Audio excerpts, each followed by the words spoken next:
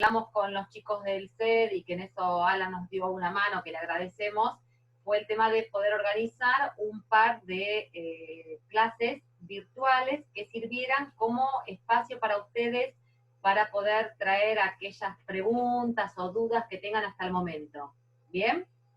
Con lo cual, en el día de hoy no es que vamos a dar una clase en particular, sino que vamos a estar a la vista de lo que ustedes planteen como dudas o inquietudes que tengan, todo siempre con código como para podernos buscar y poder rastrear, porque el código es un material que ustedes van a tener en el momento de la clase, y que es sumamente importante que puedan tener la gimnasia de dónde buscar y dónde rastrear ante cualquier duda que tengan. ¿Bien? Primero, por ahí sería bueno ver un poquito cómo se manejaron el otro día con la prueba del examen, con la práctica que hicimos, cómo lo manejaron, si les resultó sencillo, si les resultó difícil. No sé si alguien puede por ahí contarme un poquito sobre eso, como para tener un poco un rapport de ustedes.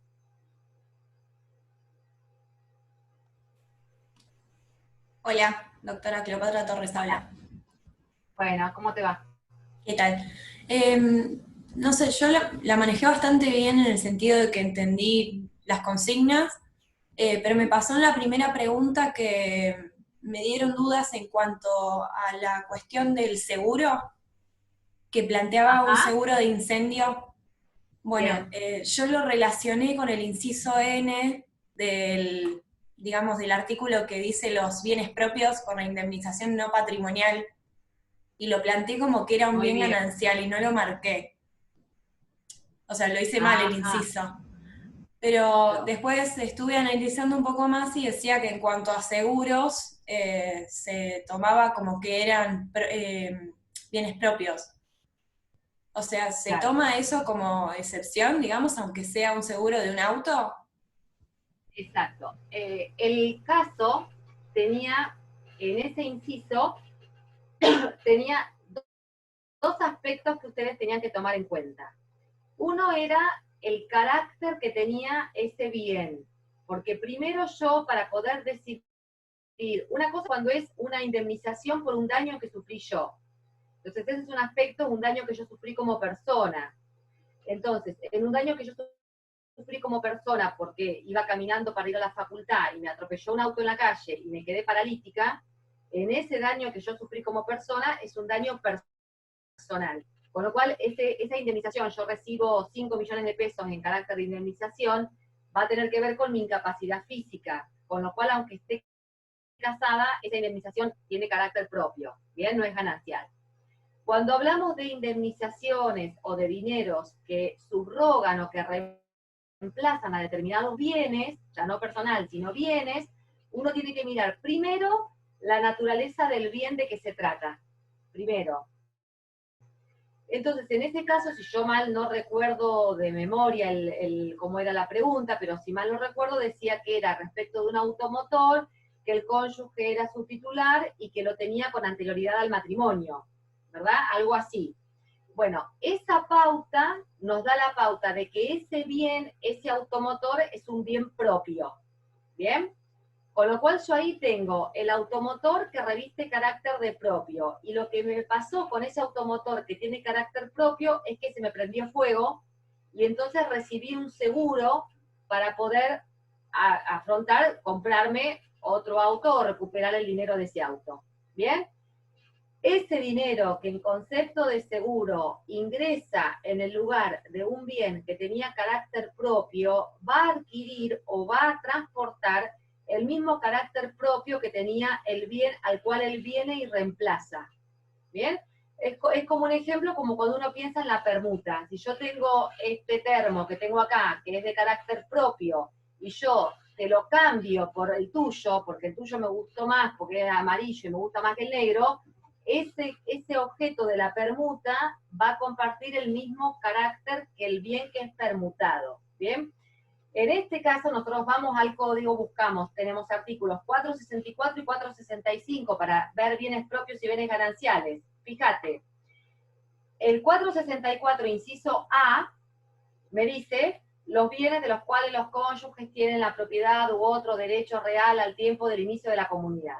Ese inciso A me marcaba que el automotor era propio, porque yo sé que es un bien que esta cónyuge o este cónyuge tenía de antes del matrimonio y tiene propio. Y si yo me voy a buscar los restantes clasificatorios, fíjate, por ejemplo, el inciso C, los adquiridos por permuta, ¿ves? Con otro bien propio, inversión, o el producto, o la reinversión de la venta de los bienes propios. Fíjate el inciso D, los créditos o indemnizaciones que subrogan en el patrimonio de uno de los cónyuges a otro bien propio. Cuando algo subroga en el derecho, que viene y se coloca en el lugar en el que estaba el bien anteriormente, ¿verdad? A mí esto va a estar siendo subrogado por otro que va a venir en su lugar. En este caso, la indemnización subroga al automotor, y como lo que yo voy es a la calificación originaria del bien, el automotor tenía carácter propio, el seguro sigue teniendo carácter propio. ¿Bien? ¿Me seguís ahí? Sí, o Entonces, sea, lo que tenemos, sí, lo que habría que mirar es no el carácter de seguro, sino el carácter de que originariamente era un bien propio que no excede el precio que te devuelven, no excede el carácter de propio y no es patrimonial, ganancial, perdón. exacto, porque incluso, porque fíjate bien el caso del seguro, pero no les íbamos a hacer nunca una pregunta en ese sentido, ni se la vamos a hacer tampoco en el examen. Pero fíjate en el caso del seguro, yo me pongo de ejemplo, suponte, tengo un auto propio y estoy casada, pero tengo mi autito que yo había comprado siendo soltera. De ese auto yo estoy pagando un seguro, y es posible que me casé en el 2018, y seguí pagando el seguro. Entonces es posible que durante el 2018 al 2020 yo seguí pagando el seguro, y esa plata, ese dinero que usé para pagar el seguro, es mi sueldo, el sueldo que yo gano. El sueldo que yo gano tiene carácter ganancial. Entonces mi cónyuge va a venir y va a decir, bueno, pará un momentito, porque ella va a cobrar ese seguro, pero lo que se llama la prima del seguro, que es lo que yo pago, la está pagando con fondos gananciales. Eso daría lugar a otra cosa, que es el famoso derecho de recompensa que ustedes vieron cuando vieron liquidación. Bueno, pará, yo te aporté todo esto durante el tiempo de la convivencia, vos me lo tenés que compensar. Entonces, el seguro va a tener la misma naturaleza propia. El tema va a ser si gracias al otro yo conseguí algo. Bueno, si gracias al otro yo conseguí, se lo voy a tener que compensar. ¿Me explico? Pero la naturaleza, ustedes tienen que tener en cuenta que la naturaleza, ay, se me cae el codo, que la naturaleza del bien no cambia, no es que va a haber una cuestión de cambio de naturaleza, sino que ahí se va a articular una cuestión de recompensa. Es decir, ¿qué cónyuge tiene que compensar ese 50% en este caso que me está bancando el otro? Porque aunque sea mi sueldo, acuérdense que tiene carácter ganancial. ¿Bien? Entonces, siempre tener en cuenta la pregunta, en estos casos, por ejemplo, que tienen que ver con régimen de bienes, y a propósito viene una pregunta un poquitito más complejita, porque la idea es que ustedes se encuentren con esa complejidad en este momento y no los sorprenda eso el día del examen. ¿Bien? Entonces, incluso ya pues revisé, y mucha de la mayor cantidad de errores que se han visto son errores en torno a esa pregunta. ¿Bien? Cuando tenemos la clase y demás, yo es un tema que lo doy siempre, el régimen patrimonial, y cuando tenemos la clase uno puede como dar ejemplos todo el tiempo. Todo el tiempo puede, lamentablemente esta cuestión de la virtualidad nos impide esto del ejemplo permanentemente, pero para eso es la idea de estas clases como hoy. Entonces ustedes nunca, no van a encontrar la pregunta en el parcial que le va a decir, tiene carácter de bien propio, el crédito de indemnización que subroga, no te lo va a decir así. ¿Bien? Entonces siempre pensar, les vamos a decir, por ejemplo, suponete, un lote de terreno que era propiedad de uno de los cónyuges siendo soltero, y durante el matrimonio construye una vivienda arriba construida con fondos gananciales, construida con los fondos fruto del sueldo de los dos. No te voy a poner la palabra propia y ganancia, te voy a decir un bien, un lote que el cónyuge tenía siendo soltero y que durante el matrimonio construyen con los fondos que gana el otro cónyuge en su trabajo. Yo ahí no te dije ni propio ni ganancial, pero vos ahí tenés que pensar. El lote lo tenía siendo soltero, ya lo traía de antes, entonces ese lote es propio. La plata que pone arriba es la plata del sueldo del otro, esa plata es ganancial. Entonces la plata que puso es ganancial. ¿Pero qué me dice el código? Que lo accesorio sigue la suerte de lo principal, que lo que mejoro, lo originario, sigue la suerte del originario. Entonces, claro que voy a tener después una recompensa, porque acá me pusieron mucho dinero ganancial, yo acá tengo mucha plata ganancial metida, pero la naturaleza del bien no me cambia. Entonces, si nosotros le ponemos propio, ganancia, todo tal cual, es como darte el código, tenés el código en casa, vas, lo lees, lo llenás. La idea es que ustedes puedan pensar, ¿sí? ¿Se entiende? Sí, gracias. Bien.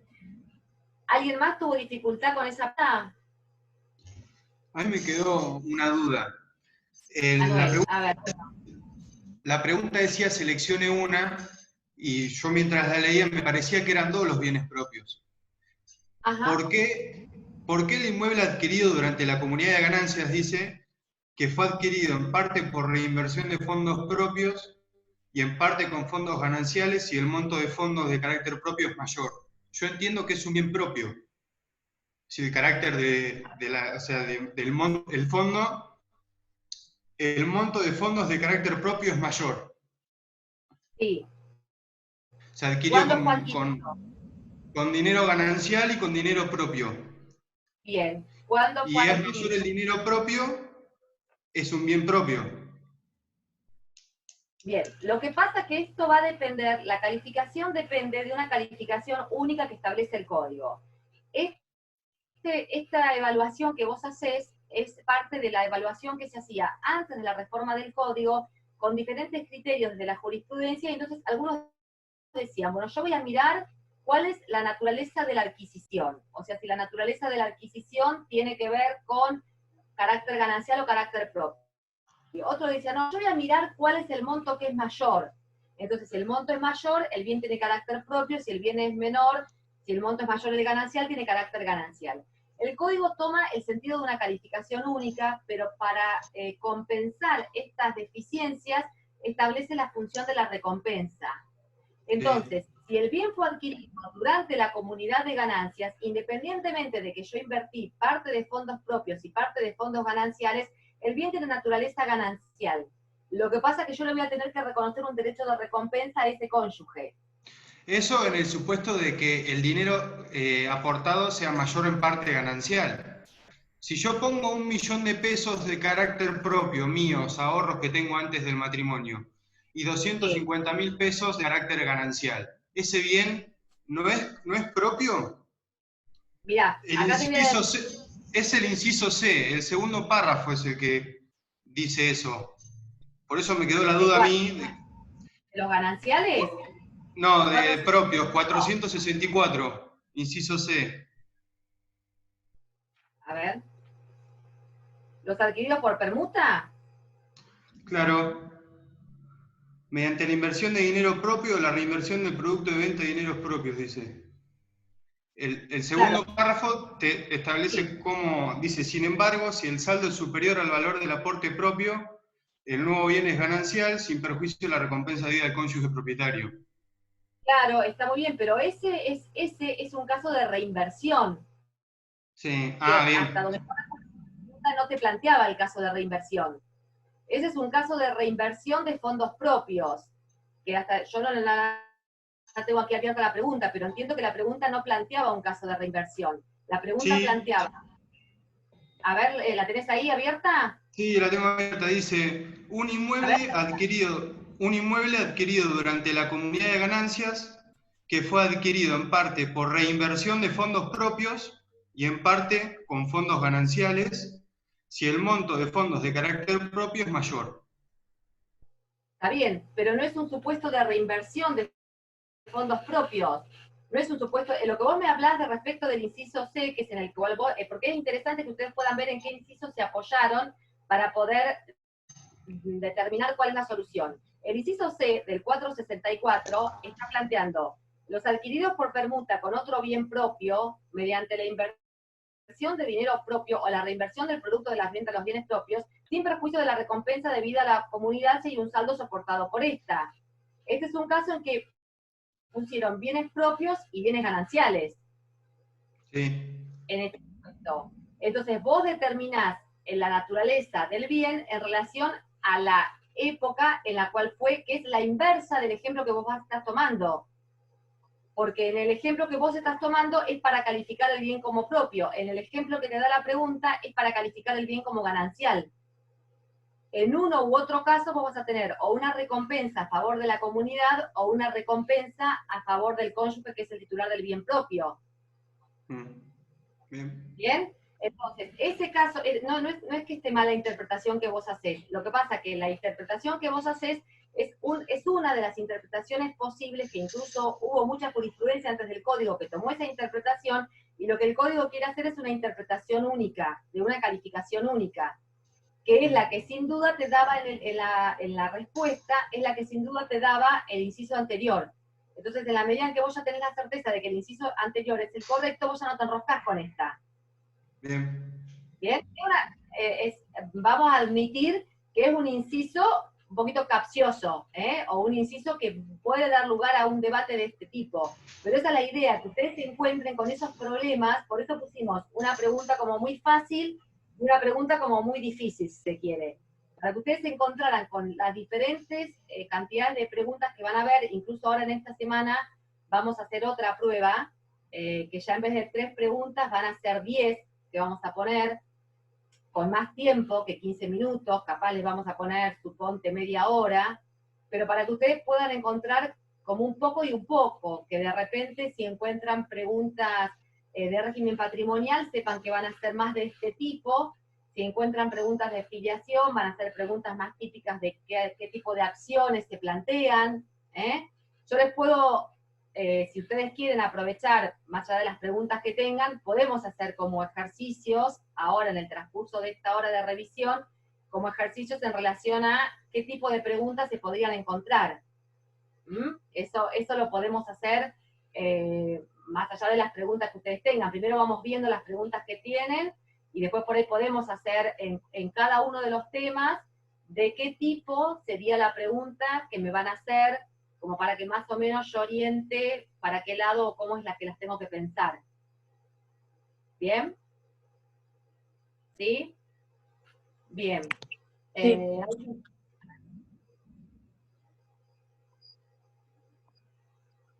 A ver.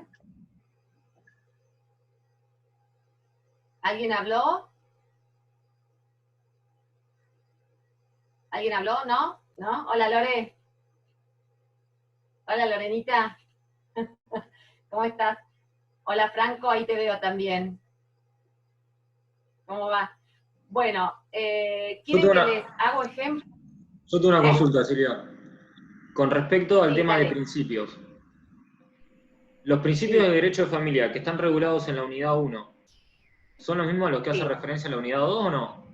Que tiene que ver con el tema de los principios del proceso de familia. Sí, ustedes tienen que distinguir principios que tienen que ver con el estado de familia, que es una cuestión más de fondo, o sea, aquellos que tienen que ver con la imprescriptibilidad de las acciones, digamos, una cuestión de lo que son los principios del proceso familiar. Los principios del proceso familiar sí son, que incluso son los que tienen en el Sí, código en el tutela 706 anticipada.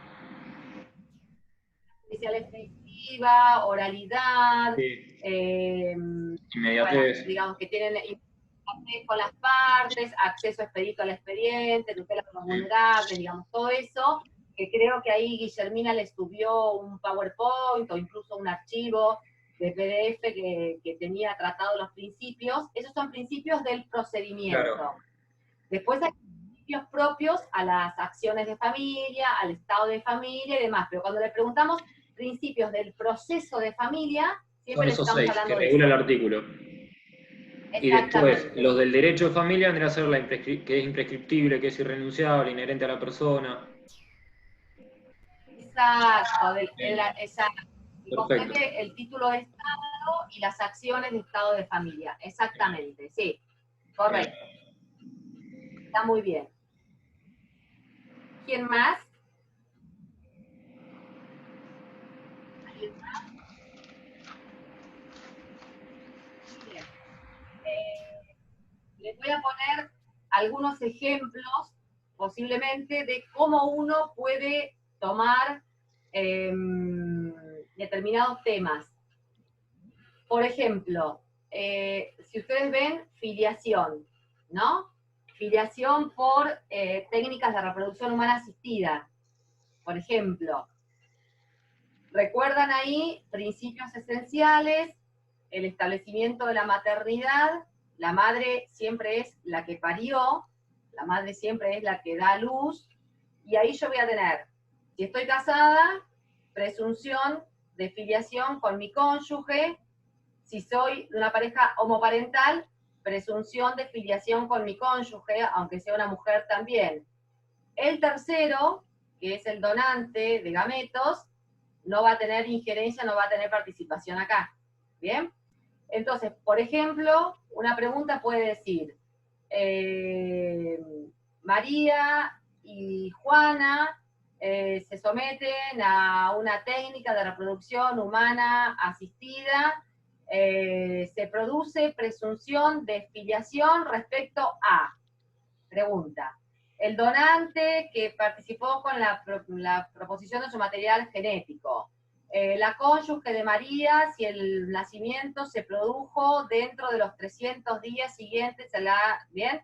O la cónyuge, si la concepción se produjo dentro de los... Siempre vamos a estar buscando en llevarles el caso a lo que específicamente plantea el artículo. Entonces, siempre ustedes poder ubicar el caso, ¿de qué me está hablando acá? Bueno, me está hablando de filiación. ¿De qué filiación me está hablando? Me está hablando de filiación por técnica. ¿Qué me está hablando? El principio final respecto a la presunción de filiación. ¿Bien? O yo le digo, a favor de quien presenta voluntad procreacional mediante el consentimiento pleno, libre e informado. Ustedes ahí ya saben. ¿Bien? Ahora, si en un caso parecido a este, nosotros le agregamos un aditamento del tipo, y a favor del donante, en tanto que el donante ha prestado voluntad procreacional para someterse a un proyecto pluriparental, ahí ustedes pueden decir, bueno, ojo, acá capaz me está planteando un caso de triple filiación. Pero siempre la pregunta va a tratar de que ustedes, digamos, no les vamos a decir tema, técnica de reproducción asistida, no, sino que las preguntas van a ser, porque si no es muy fácil teniendo el código al lado. Ahí hay que prestar atención bien a quiénes son las personas que prestan consentimiento. Claro, hay que prestar atención a quienes prestan consentimiento. En realidad, en todo lo que ustedes tengan una situación de parejas del mismo sexo, ustedes tienen que resolver la situación como se lo imaginaría en el caso si eso era una pareja heterosexual. Si yo tengo duda de si la mujer, la cónyuge de la madre, genera presunción de filiación o no con la madre que parió, tengo que pensar, ¿cómo lo resolvería yo si el caso fuera heterosexual? Si en vez de ser una mujer fuera un tipo, ¿cómo yo resuelvo ese caso? Bueno, si fuera un hombre, yo voy a la presunción de filiación. Si fuera una mujer, también voy a la presunción de filiación. Entonces, por ahí el caso va a tener 2 mujeres en el medio, o 3 mujeres, porque hay una que donó los óvulos, pero yo tengo que tener muy en claro, la madre siempre es la que parió, y a esa se la llama madre. La otra es, o la otra madre que tiene presunción de comaternidad, o el padre que tiene presunción de paternidad. Y siempre hablamos de presunción de filiación, porque como puede ser una mujer o puede ser un hombre, yo no puedo marcar género ahí, no puedo marcar en función del género. Entonces, marco presunción de filiación. Y el donante siempre es de palo, en principio. El donante siempre es ajeno, ¿bien? Salvo que en un caso particular, como los que le pusimos a los casos prácticos para que ustedes vieran, ustedes pudieran decir, en este caso particular, se da un supuesto de triple filiación, porque el donante también manifestó su voluntad, etcétera, etcétera. Pero siempre tienen que mirar a cómo viene la pregunta, para entender en qué sector ustedes están planteados. Si yo les planteo una pregunta de adopción, no les vamos a decir, tema adopción simple. No, nosotros les vamos a decir, y ustedes van a tener que decir cuál es la simple y cuál es la plena. Yo te voy a decir, constituye un caso de adopción plena. A, si genera vínculo entre el adoptante y los hermanos entre el adoptado y los hermanos del adoptante. Si genera vínculo entre el adoptado y el adoptante, si existe obligación alimentaria del adoptante para el adoptado. Son 3 preguntas que les puse. Fíjense ¿cómo se llama el título? Constituye un caso de adopción plena, 2 puntos. Si genera vínculo entre adoptado y hermano del adoptante. Si genera vínculo entre adoptado y adoptante. O si comprende prestación alimentaria. Y ustedes ahí se van a tener que dar cuenta, si la pregunta dijera constituye un caso exclusivamente de adopción plena, dirían que es el primero. Si la pregunta no dice exclusivamente, puede ser más de una, pero siempre nosotros le vamos a dar puesto, seleccione una o seleccione más de una. Cuando no le ponemos seleccione más de una, sepan que es una sola. Entonces, Manuel, vos que tenías esa duda, sabés que es una sola. Si vos tenés en claro que es esa, vas con esa. La otra puede ser una discusión doctrinaria o algo, que no les vamos a desplazar una pregunta por una discusión doctrinaria. ¿Bien? Entonces, siempre ubicarse, en el caso concreto ubicarse. Posiblemente nosotros les vamos a poner, eso vamos a ver con lo que dispone la titular, pero posiblemente les vamos a poner tipo un tema y la cantidad de preguntas, pero el tema va a ser por ahí filiación.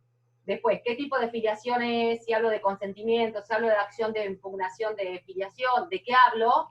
Eso lo van a tener que sacar ustedes. ¿Bien? Manejen mucho, lean bien régimen patrimonial, manéjenlo bien, lean bien uniones convivenciales, lean bien filiación, por naturaleza, por técnicas y por adopción, que son como los temas que son como los más centrales. Si yo les digo, por ejemplo, lo siguiente, a ver, uniones convivenciales, les planteo,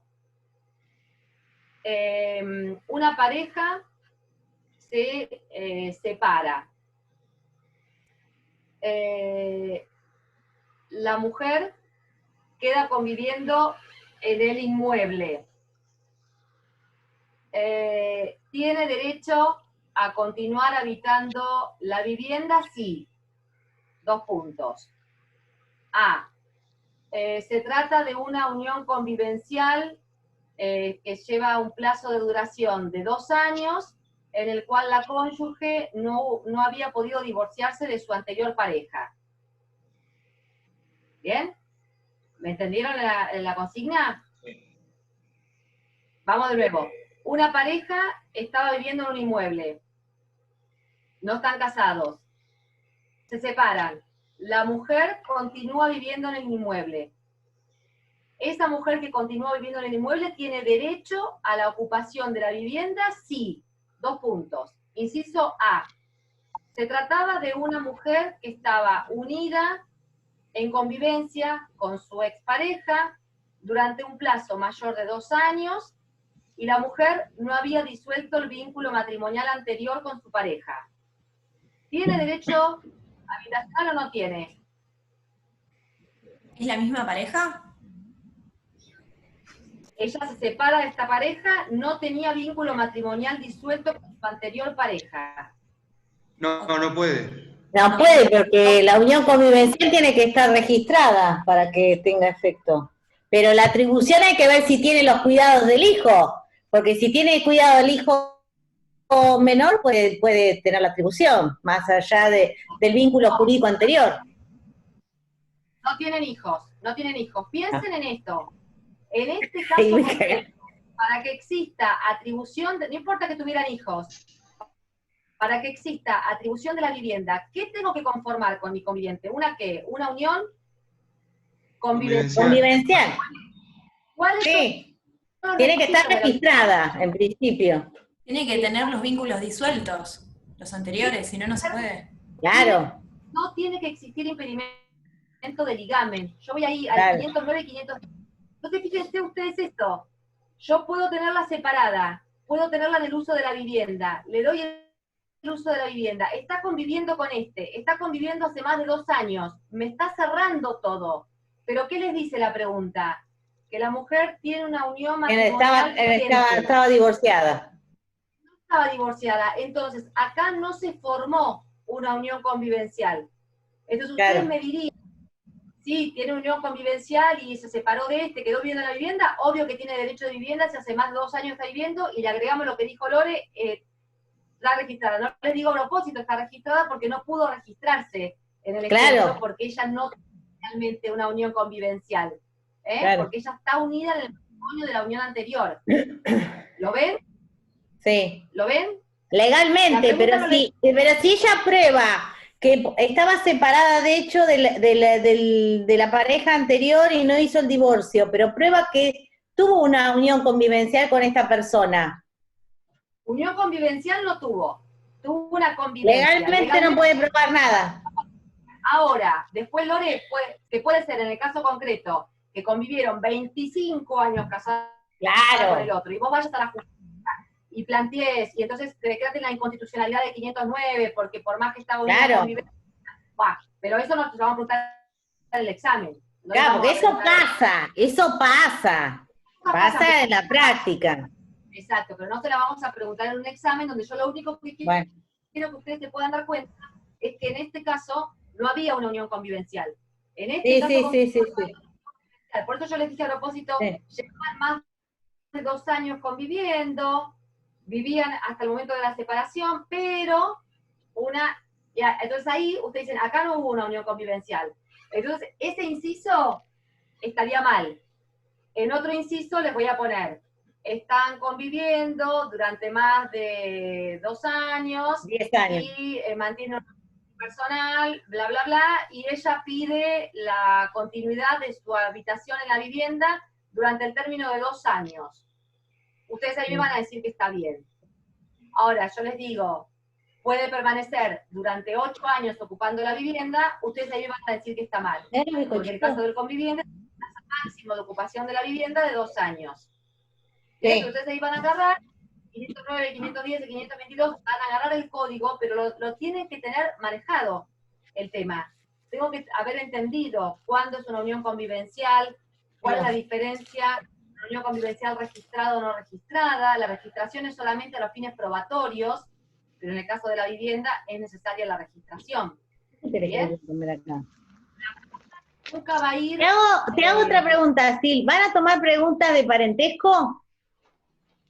Bueno, entrar entra, lo que te puedo decir. Pero mira, pregunta de parentesco, puede haber, es fácil tomar preguntas de parentesco en esta modalidad, porque yo te puedo decir, Juan y Pedro, o sea, así, con un ejemplo así, es el hijo de, en que se encuentra en tal grado. Entonces vos decís, 4º grado de consanguinidad ascendente, 4º grado descendiente. Sí, Agustín, Camila. No. Ustedes ahí se pueden... Y ustedes pueden hacer el dibujo, Acuérdense siempre para contar el parentesco, que ustedes tienen la persona, que es esta persona de la cual quiero saber el parentesco con relación a otra. Yo tengo que ir hasta el que es el tronco común de los dos, y del que resulta el tronco común de los dos, empezar a bajar en esa línea. ¿Bien?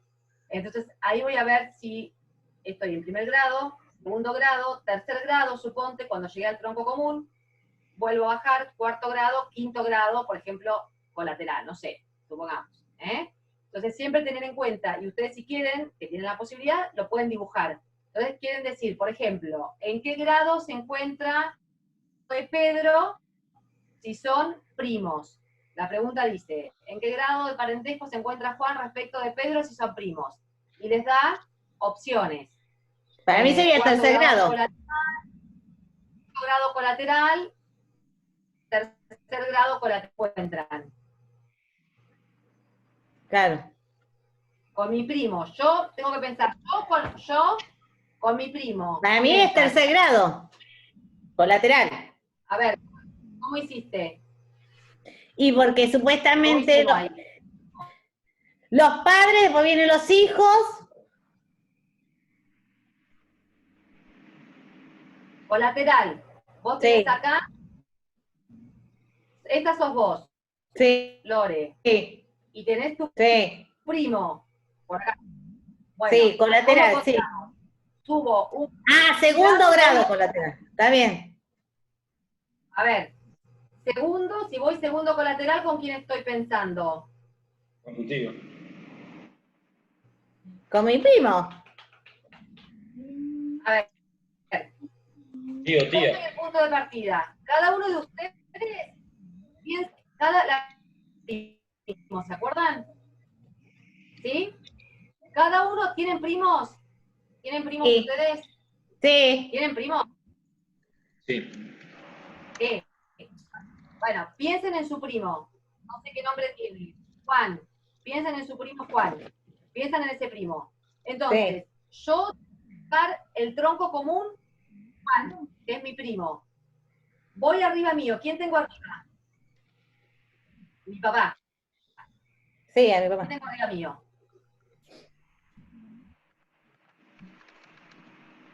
Se Mi padre o corta. mi madre. ¿Tiene bajada? No.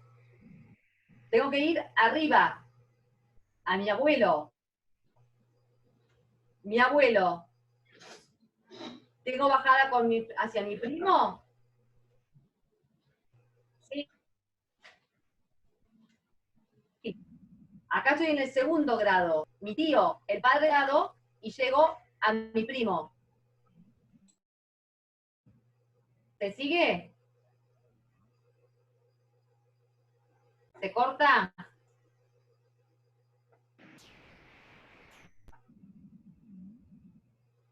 ¿Se corta? ¿O me escuchan?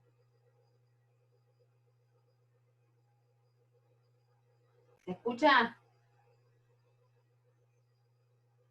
¿Se escucha bien? Bueno, a ver, yo los veo algunos de ustedes inmovilizados. Porque se silenciaron. Bueno, perfecto. A ver, les quiero poner este ejemplo. Si yo pongo algo acá en la pantalla, ¿ustedes lo llegan a ver? Si yo escribo acá, ¿lo llegan a ver o no? ¿Se ve? A ver. Acá estoy. Pará.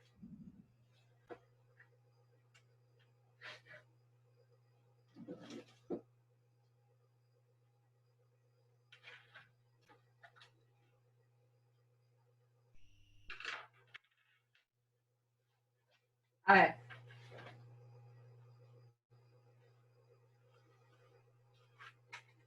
Acá estoy yo. ¿Se ve? ¿Sí? Bueno. Yo quiero saber cómo estoy respecto de mi primo. Entonces, subo acá a mi padre. ¿Sí? Padre. Primer grado, mi padre. De mi padre, ¿yo puedo bajar a mi primo? ¿Mi primo es el hijo de mi padre? No. Tengo que seguir subiendo.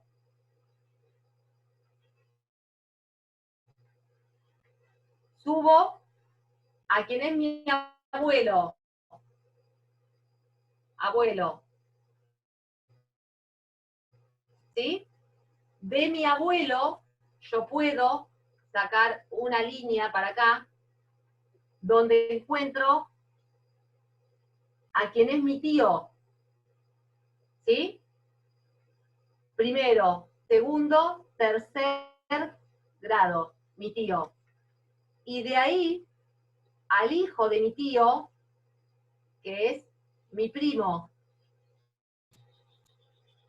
cuarto grado.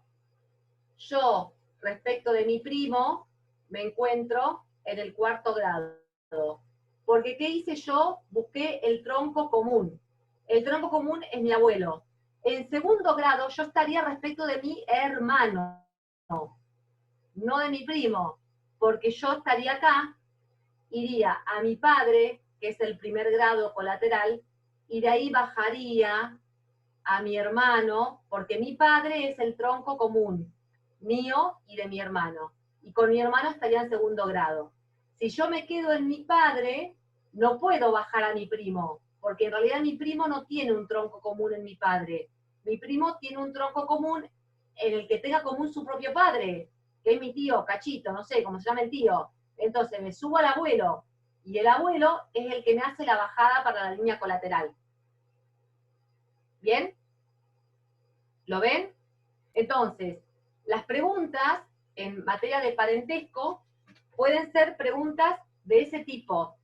Preguntas del tipo, Juan tiene su primo Pedro, que se encuentra en el siguiente grado.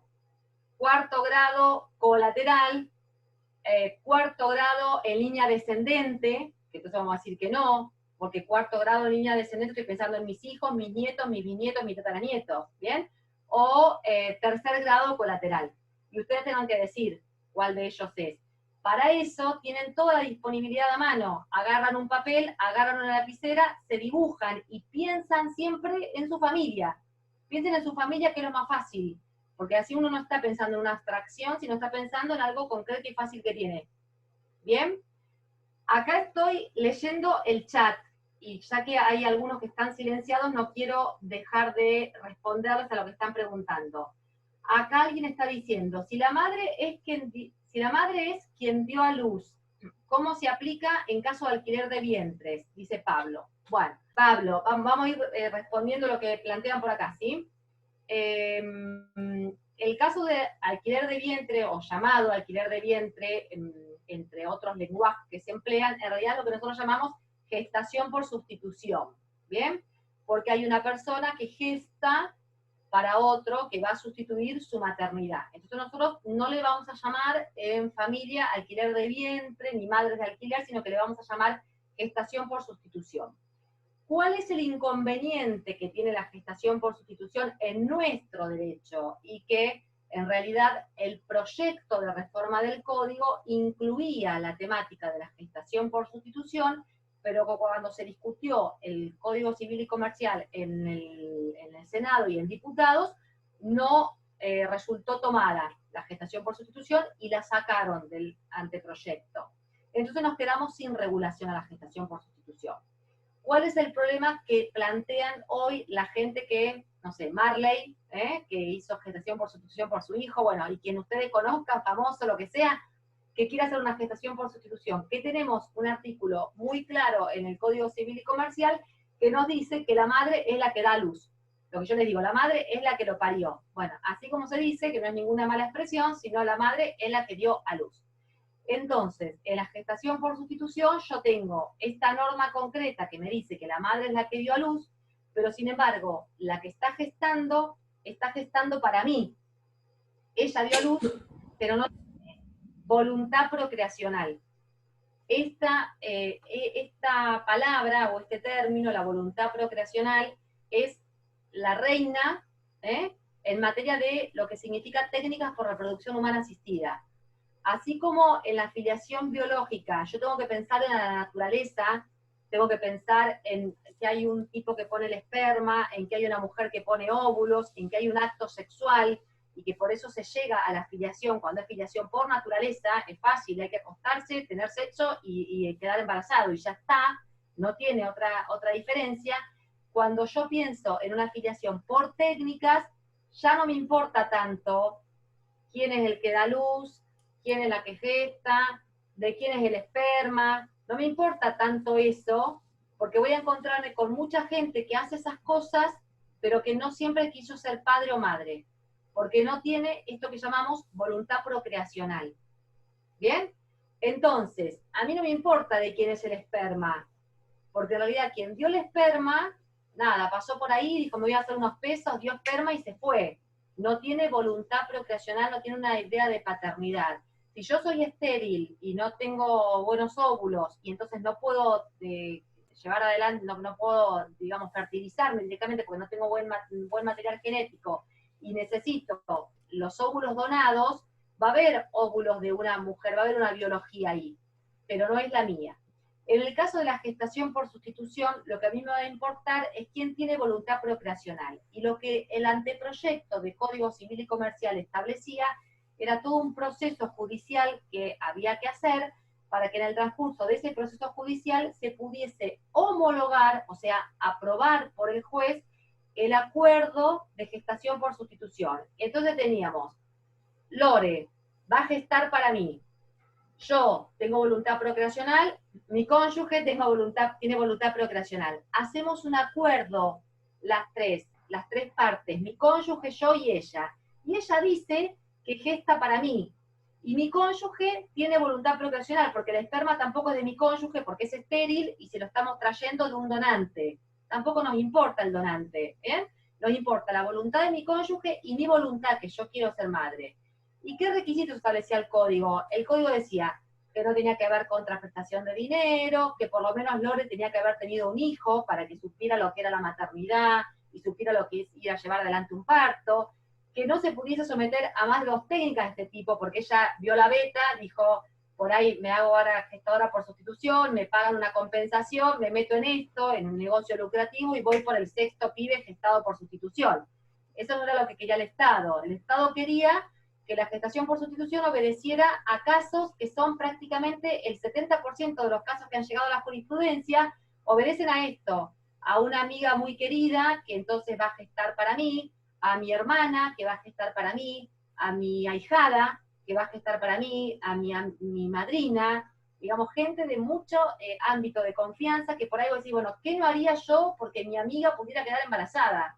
Y bueno, capaz prestarle el vientre, capaz lo haría, no yo, no se lo prestaría a nadie, pero digo, capaz lo haría, y entonces capaz puede ser que me metiera en esta idea de la gestación por sustitución.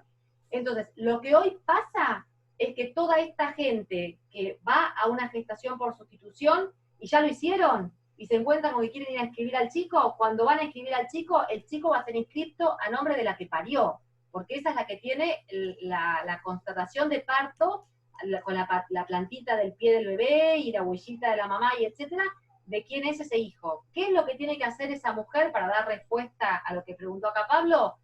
Van a tener que ir a plantear una acción para que un juez reconozca que hubo voluntad procreacional en un sentido distinto, reconozca este acuerdo de gestación por sustitución, y decretando la inconstitucionalidad de la normativa del código, le diga que en este caso concreto la madre no es la que parió, sino que la madre es la que tuvo voluntad procreacional.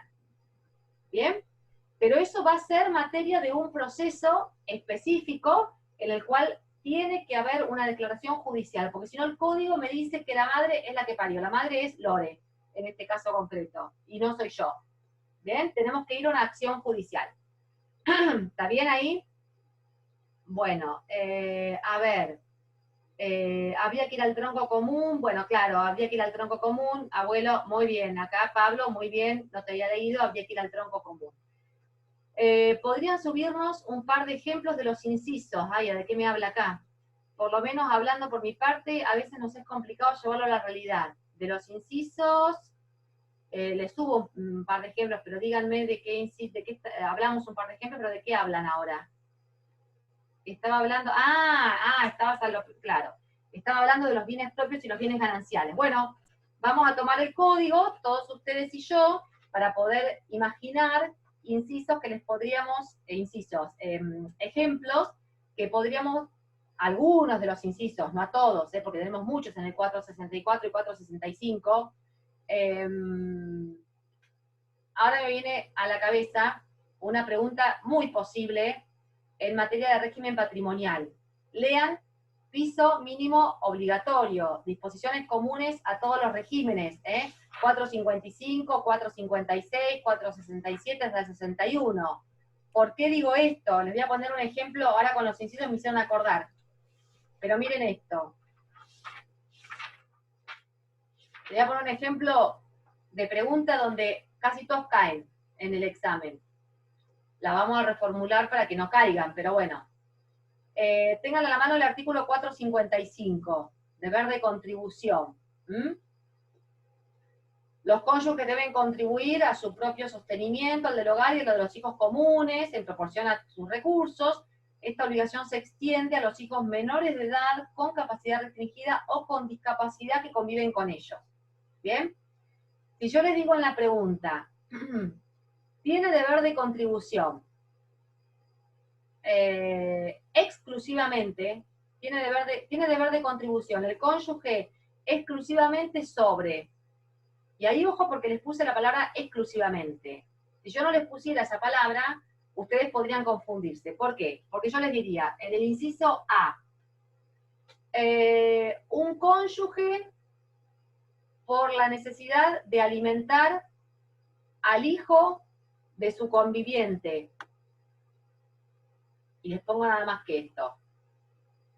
Opción B, un cónyuge ante la necesidad de alimentar o de comprar los alimentos para el hijo de su conviviente que es menor de edad y que convive con él. ¿Bien? Un cónyuge exclusivamente respecto a los hijos propios. ¿Sí? Y tienen que elegir una de ellas. En el primer ejemplo les hablé del hijo de mi cónyuge que tiene que alimentarse, el hijo de mi cónyuge, nada más que eso les dije. En la segunda les dije que se trata del hijo de mi cónyuge que es menor de edad y que convive con nosotros. Y en la tercera les dije solamente los hijos comunes. Entonces yo me voy al 455 y veo que... Solamente habría que elegir uno, ¿no? Hay que elegir una. Porque estoy entre los dos últimos. Por eso, para ayudarte... Claro, exacto. Porque por en eso, realidad para el código ayudarte, dice hijo común. Pero si... Hijos comunes, está bien, en la del medio, esperá, me estás alertando de algo que no dije. En la del medio diría hijos comunes y el hijo de mi cónyuge es menor de edad y convive con nosotros. Bien, no lo dije así. Está bien alerta. Porque si yo te digo exclusivamente, porque ¿qué nos pasó en unos exámenes de cuatrimestres anteriores? Venían y me decían, pero el último también entra, porque hijos comunes entra. Claro, pero yo te pregunto, ¿cuál es la opción máxima? Cuando ustedes encuentren la opción, diferentes opciones, busquen la opción máxima que es la que engloba todo. Lo hemos visto, de que generaba situación de confusión en ustedes, y entonces las cambiamos después. Pero les traigo el planteo para que tengan en cuenta. Siempre pensar la situación que englobe el máximo de lo que dice el artículo. ¿Bien? Pero ese, por ejemplo, es tema que entra seguro. Deber de contribución, deudas de los cónyuges, entra seguro. Y en este caso el hijo que no es común, seguro. ¿entraría en el sostenimiento del hogar o no? El hijo que no es común está en el sostenimiento del hogar en tanto que sea hijo menor y en tanto que conviva con ellos. Claro. Que conviva, exacto. Si yo tengo mis hijos comunes y mi marido tiene una hija de una unión anterior, yo no puedo comprar las comidas en el supermercado para los míos y que el de él no meriende. Tengo que comprar para todos. Ahora, si él tiene esa hija viviendo en otro lado con la madre o viviendo en otro lugar, yo no estoy obligada a comprar el yogur, digamos. Eso es mi obligación del deber de contribución en tanto que sea el conviviente. Por eso, mirar cada palabrita, a nosotros realmente nos lleva un tiempo armar cada pregunta porque tenemos que tener mucho cuidado de cada palabrita que les ponemos. Claro. Bueno, pero quiero volver a lo que... Este párrafo del deber de contribución hace referencia al concepto restringido de familia. ¿O no? ¿En qué sentido? Que contribuyen a aquellas personas, claro, que conviven bajo un mismo hogar, bajo un mismo techo. Sí, es que en realidad, ¿sabés qué es lo que pasa? Que esta norma está dentro de algo que llamamos el piso mínimo obligatorio, que es como lo mínimo de lo mínimo que tiene que estar garantizado en los dos regímenes patrimoniales, de comunidad de ganancias o de separación de bienes. Es lo mínimo que es inderogable. Ahora, si vos querés de onda comprarle la comida, la ropa y la hija del otro, eso te va a buscar, pero no te va a obligar, claro, digamos, claro. Un piso mínimo obligatorio que no lo podemos dejar de lado por acuerdo de partes, es obligatorio para nosotros. Genial. Doctora, una consulta. Sí. O sea, en el régimen primario entraría el deber de contribución, la solidaridad y estaba la protección de la vivienda. La protección de la vivienda. Sí. Entonces, exacto. Lo que es que se puede pactar, ¿eso entraría en un secundario? Como que no sería... Lo que se puede pactar, ojo, cuando yo hablo de lo que se puede pactar, estoy hablando de una unión convivencial. Ojo el piojo con esto. En el régimen matrimonial, es decir, el régimen fundado en una celebración de un matrimonio, yo tengo dos regímenes que cualquiera de ellos dos tienen un estatuto legal muy claro, o el de separación de bienes o el de comunidad de ganancias.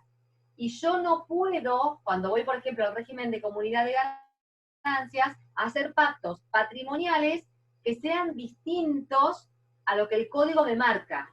Yo puedo pactar cuando estoy en una unión convivencial. Fíjate, si vamos un poquitito antes de esto, cuando vamos a régimen patrimonial 446, ¿tenés el código ahí, Cleopatra, a la mano? Bueno, fíjate el artículo 446, que dice cuáles son los acuerdos o los pactos que los cónyuges pueden hacer en una convención prematrimonial. O sea, antes de llegar al matrimonio, dicen, vamos a acordar algunas cosas. Y bueno, yo la verdad que tengo muchos bienes propios, pero no son todos registrables, entonces no tengo una manera de dejar en claro antes de casarme con vos que estos bienes son míos.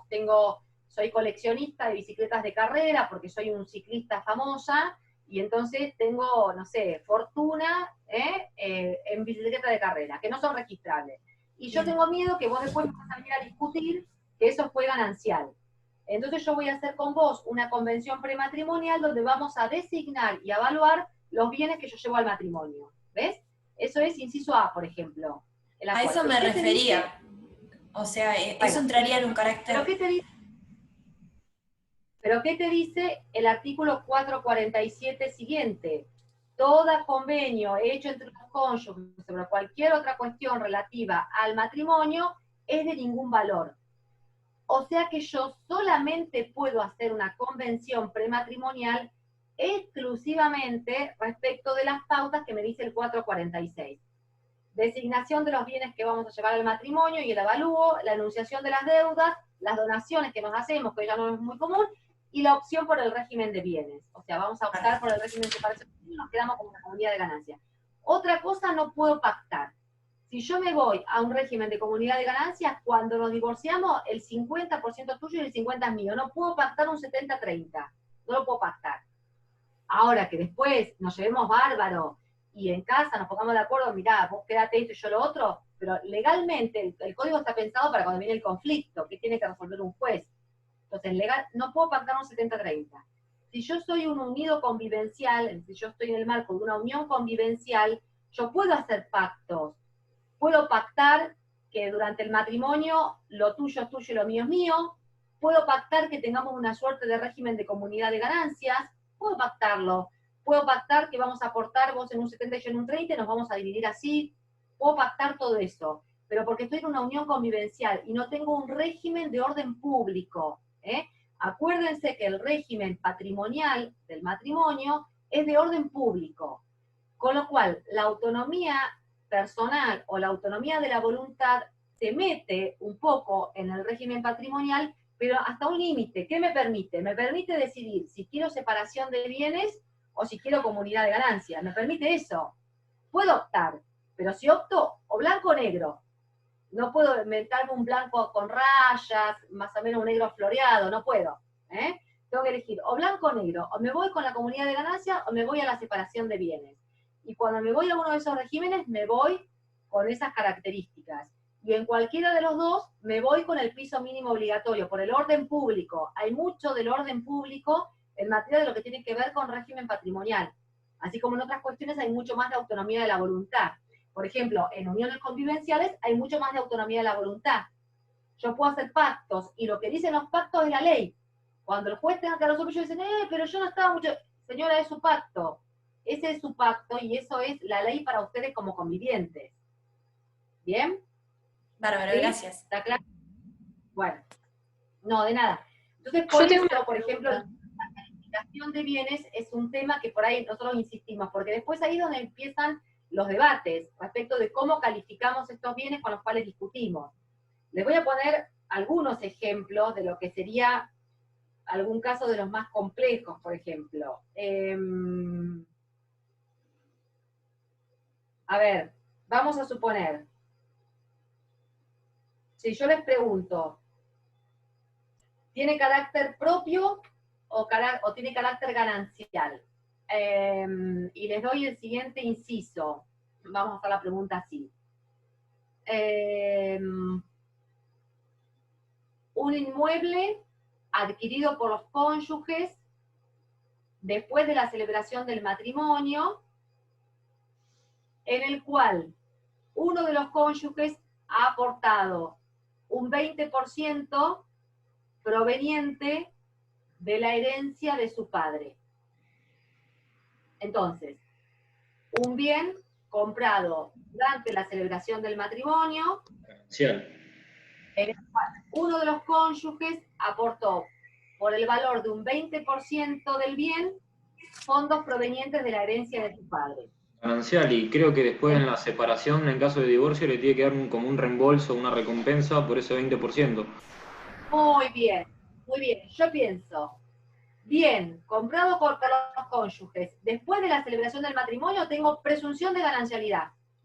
Ante la duda, es ganancial, no hay debate. Anda después a un juicio a demostrar que los fondos eran de tu ahorro, de antes de estar soltera, lo que quieras. Pero en principio, presunción de ganancialidad. Y tengo un 20% de la herencia de mi padre, ¿de qué me está trayendo ahí? Ese bien heredado, ¿qué carácter tiene? Esa platita heredada. Propia. Recibido por herencia, legado, donación, inciso B. Pero, sin embargo, eso es un caso típico de generación de recompensa. ¿Bien? Acá veo muy bien Vicky para todos, de ganancia, ay, muy bien Lore también, ganancial, Cleopatra, todas muy bien. Con derecho a recompensa, muy bien todas, muy bien. Ganancial con derecho a recompensa para el otro cónyuge. Créditos en licencias que subrogan, lo vimos. A ver, acá. Un bien adquirido durante la comunidad de ganancias. A ver, la pregunta sería así. Juana y Juan se casaron. Juana estaba ocupando hace más de 15 años un lote de terreno en Sierra de los Padres. Se casa con Juan y inicia juicio por usucapión, donde triunfa. Y entonces termina adquiriendo la propiedad adquisitiva de ese bien por prescripción adquisitiva, propio. De ese bien, en ese juicio que hizo, muy bien, propio. ¿Por qué? La causa es anterior a la celebración del matrimonio. La causa de que no se empieza a contar la posesión del lote. Y recuerden, ustedes que vieron Reales hace poquito, recuerden que la sentencia en materia de usucapión es una sentencia de la que llamamos declarativa, que tiene relación al efecto con relación a cuando yo empecé la posesión. Entonces, con más razón en ese contexto. Bueno, inciso J, vamos a suponer, incorporados por accesión. Ahí sería el ejemplo que yo les puse antes, el lote de terreno, el lote de terreno que es en realidad propio, y después arriba del lote de terreno hacemos una construcción durante la vigencia del matrimonio, con lo cual ahí va a tener un derecho de recompensa por esa plata que puse ahí, pero en realidad el lote va a tener carácter propio y la vivienda carácter propio por el principio de accesión, que lo accesorio sigue la suerte de lo principal. ¿Bien? ¿Sí? El usufructo que se consolida,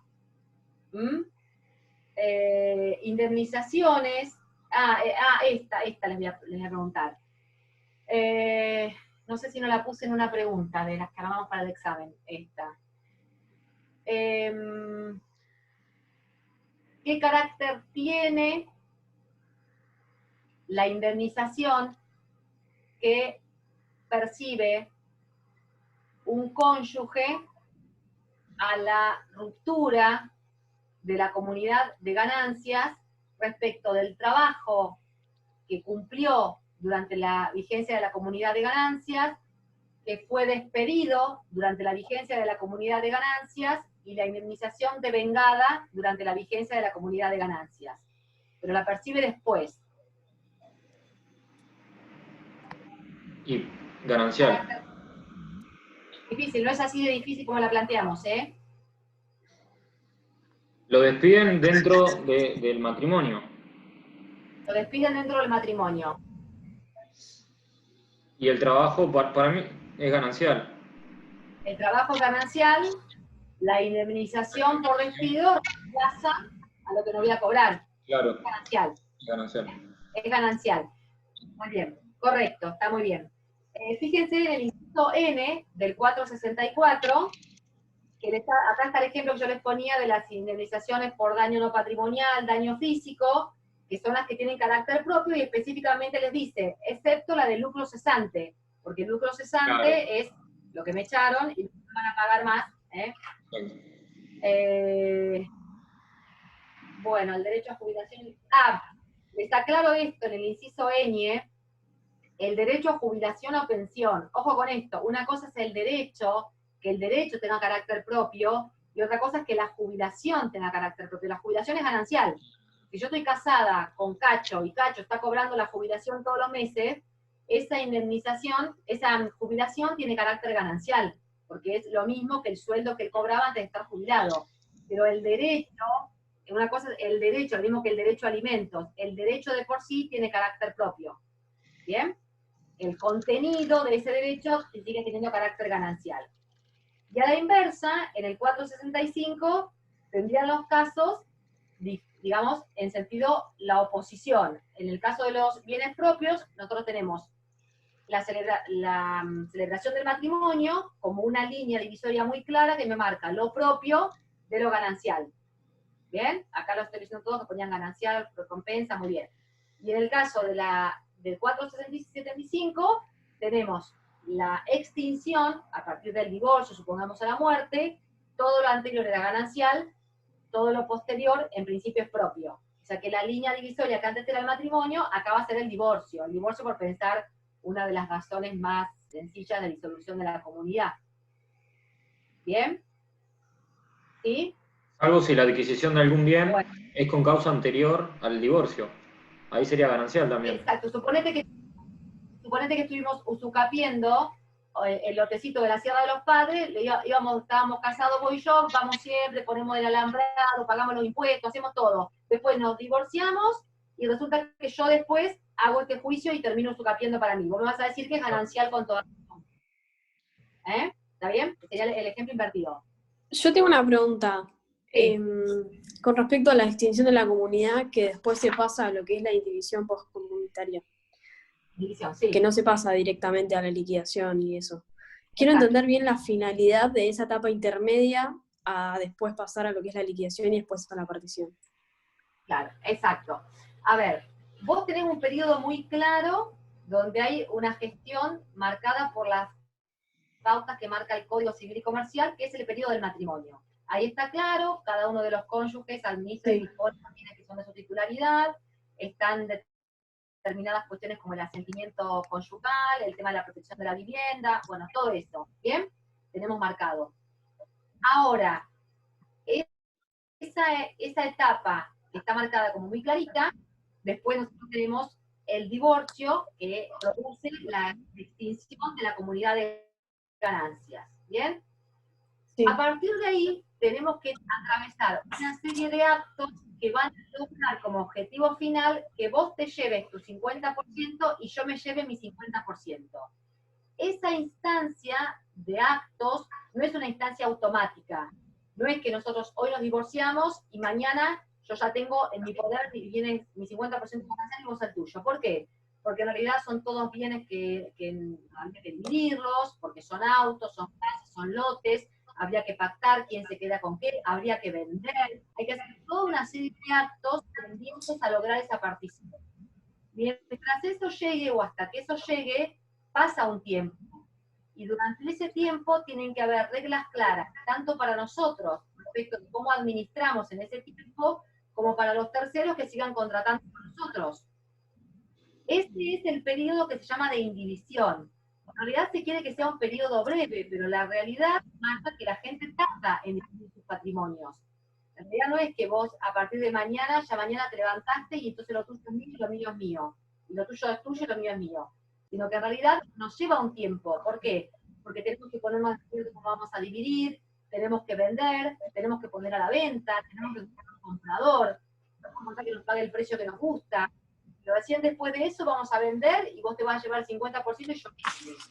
O vos te vas a quedar en esta casa en Santa Clara y yo me voy a quedar en la casita de Sierra de los Padres. Tenemos que anotarla en el registro, que cada una va a quedar a nombre de la otra, y yo te tengo que compensar con plata que te debo porque la mía resulta que es más barata que la tuya. Todas esas acciones llevan un tiempo, y en ese periodo de tiempo los bienes permanecen indivisos. Los bienes no están divididos. Pero nosotras ya estamos divorciadas. Entonces, lo que compremos o lo que hagamos después del divorcio ya está en el régimen, pero traemos esta mochila de todos estos bienes que traemos sin dividir. Ese es el periodo de indivisión poscomunitaria, porque la partición no es un acto tan sencillo además. En la partición tenemos que hacer todas estas cuentas de las recompensas que estamos diciendo. Tenemos que ver qué pagó una con fondos propios, qué pagó la otra con fondos gananciales. Y todo eso lleva un trámite que si estamos muy de acuerdo, muy copadas, es un trámite judicial y lo podemos hacer por escribano, pero si no nos llevamos muy bien, vamos a tener que judicializar cada cosa. Y vos me vas a discutir que el bien de la calle tanto era propio y era tuyo, y yo te voy a discutir que era ganancial, porque yo te voy a decir que en realidad lo hicimos, y vos me vas a decir que era la sucesión de tu padre. Y entonces vamos a discutir todo eso, y vamos a judicializar todo eso, y vamos a hacer incidentes de calificación de bienes con todo eso. Y entonces vamos a tardar mucho en decidir eso. Y mientras tanto, nuestros bienes están indivisos, ¿entiende? Sí, sí, ahí lo entendí. Y tenía otra pregunta. ¿Qué pasa cuando las personas por ahí se separan de hecho antes de llegar a lo que es el divorcio, con los bienes en ese intermedio? Bueno, fíjate que el código en esto hace una distinción, había todo un problema con eso antes del código. Porque, sí, lo leí, pero no me quedó muy claro. Claro, porque a la separación de hecho, nos quedamos separados de hecho, y la gente cree que como se separó de hecho ya está. Entonces sale a comprar como loca y qué sé yo, a hacer cosas, y que ya todo es propio, ¿no? Y en realidad después el código te decía, no, resulta que todo eso que compraste todavía sigue aumentando la ganancialidad. ¿Y por qué mi esfuerzo sigue aumentando la ganancialidad del otro? ¿Bien? Entonces, por eso es que ahora el código, de manera específica, te marca entre los supuestos. Una cosa son los supuestos de la extinción de la comunidad, y otra cosa son los supuestos de la extinción del vínculo. ¿Bien? Y entonces te quiero decir el número del artículo exacto. En el 475 vos tenés como efectos, como causales de extinción, tenés la muerte, la anulación, el divorcio, la separación judicial de bienes y la modificación del régimen. Dentro de las causales de separación judicial de bienes, vos tenés la separación de hecho. Para dejar en claro que la separación de hecho no corta el vínculo, pero sí es una causal que importa la separación judicial de bienes. O sea que vamos a separar nuestros patrimonios por efecto de la separación de hecho. Pero no me cortó el vínculo. Antes, en el régimen anterior, separación de vínculo, o sea, extinción de vínculo y separación de bienes iban de la mano. Ahora en el nuevo régimen tenemos la separación de hecho como causal de separación judicial de bienes y la extinción del vínculo después cuando nos divorciemos. Más dentro de 2 años hacemos nuestro divorcio. Pero me permite que lo que vos empieces a comprar durante ese tiempo y yo durante el mío, ya no entre en el patrimonio ganancial. ¿Bien? Claro. Sí. Bien. Bueno, ¿qué más, chicos? Así vamos cerrando por el día de hoy, y si les pareció bien el día y el horario y les interesa, el lunes de la semana que viene podemos hacer otro encuentro, si Alan está disponible en la reunión de Zoom. Si quieren el lunes, que son 2 días antes del parcial, o si quieren hacerlo antes, lo hacemos antes, pero si quieren el lunes, como para 2 días que ponemos cuidaditos. Yo quería ver si se podía hacer un par de días antes como otra prueba, digamos. Como... Vamos a hacer, lo dijimos al comienzo, pero capaz que no estaban todos conectados, para que todos sepan. Vamos a hacer en el transcurso de esta semana, yo presumo que va a ser más o menos alrededor del jueves, una cosa. Va a haber una nueva prueba, esta prueba va a ser una prueba con 10 preguntas, ya no 3, y con un poco más de tiempo, para que ustedes puedan tener un poco más de tiempo para también hacerlas, y ya con 10 preguntas donde van a entrar más temas. Seguramente vamos a preguntar sobre filiación, sobre adopción y sobre responsabilidad parental. Para la prueba. Igual, nada, sepan que después en el día del parcial entran todos los temas, pero más o menos ustedes miran, los temas que vamos preguntando en las pruebas son como los temas que nos parecen los más importantes. Sí. Bien.